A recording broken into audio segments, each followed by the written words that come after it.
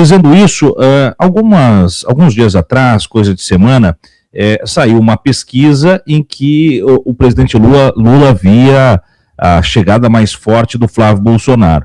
E aí eu até comentei com a audiência, muita preocupação em torno disso, né, em que pese a nossa audiência ser bastante consciente sobre o quanto essas pesquisas também têm não só interesses, mas metodologias questionáveis.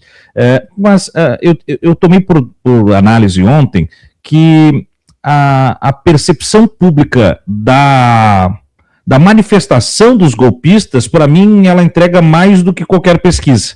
Quando eles tentam mobilizar o seu gado, o seu eleitorado mais recrudescido e conseguem metade daquilo que fizeram num outro momento, né, numa última convocação. Não lotam nem 3 quadras. E outras capitais do Brasil não fazem nem cócegas, como Porto Alegre mesmo, né, que sempre foi um eixo em que eles tinham bons desempenhos.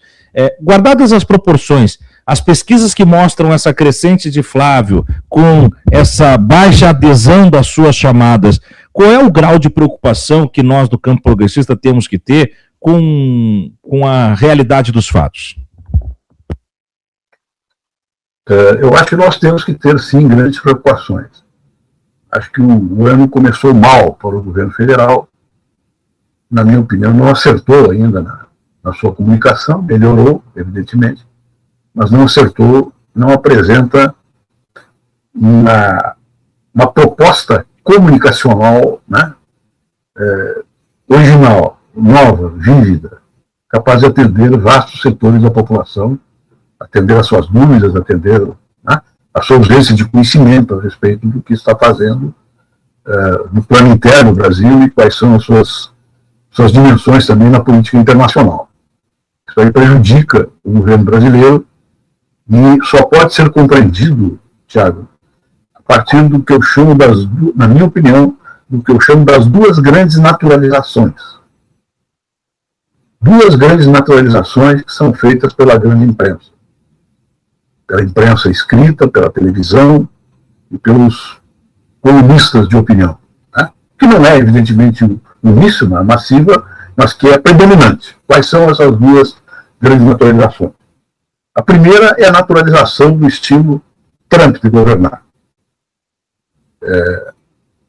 As grandes matérias jornalísticas que saem a respeito do Trump, embora tenha um pequeno veso meio crítico pela sua brutalidade, pela sua falta de tato, né, pelo seu autoritarismo, pela sua mediocridade, legitimam o presidente americano como um grande líder mundial.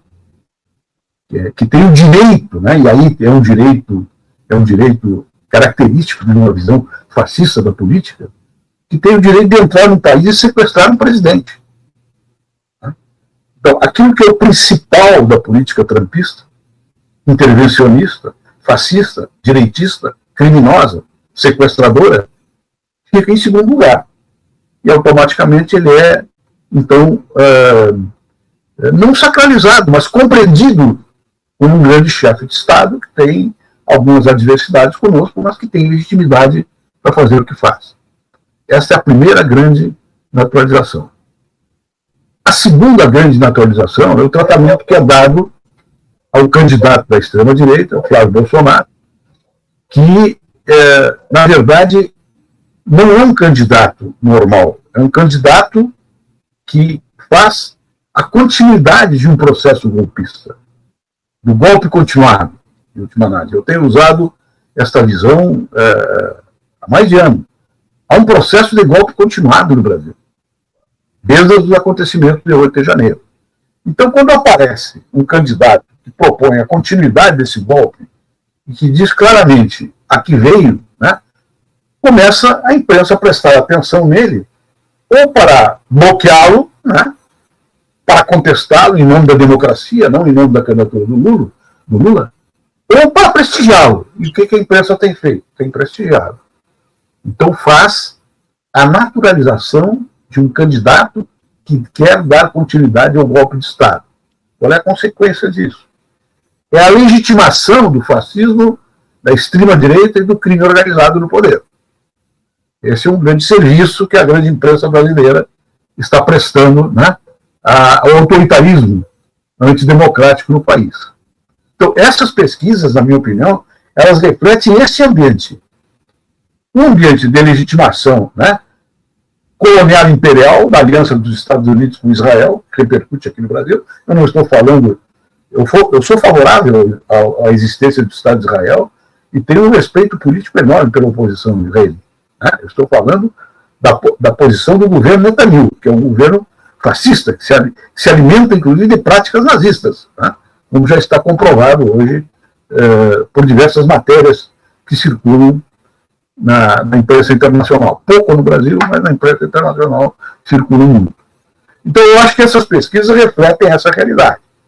Mas essa realidade, ela tem também um poder limitado de convencimento quando começar o debate eleitoral.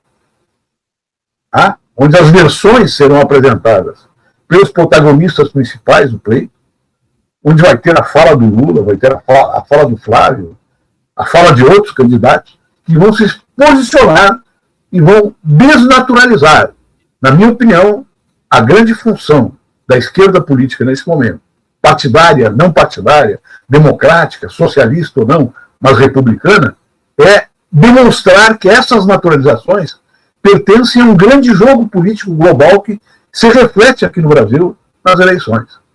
E já está refletindo. Né? Você ter como candidato, né, o Flávio Bolsonaro, cujo compromisso principal é tirar um criminoso da cadeia, foi condenado pelo Supremo Tribunal Federal, né, praticamente por unanimidade, e que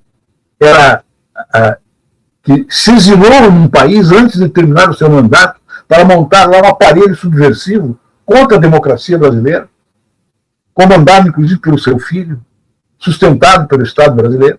Né? É realmente uma coisa muito estranha naturalizar isso.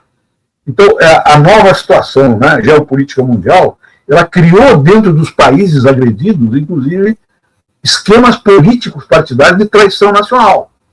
Né?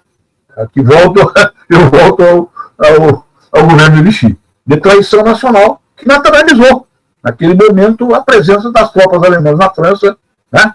Que, em nome da luta anticomunista, de uma parte, e pela eliminação da comunidade judia da face da terra, como queria Hitler.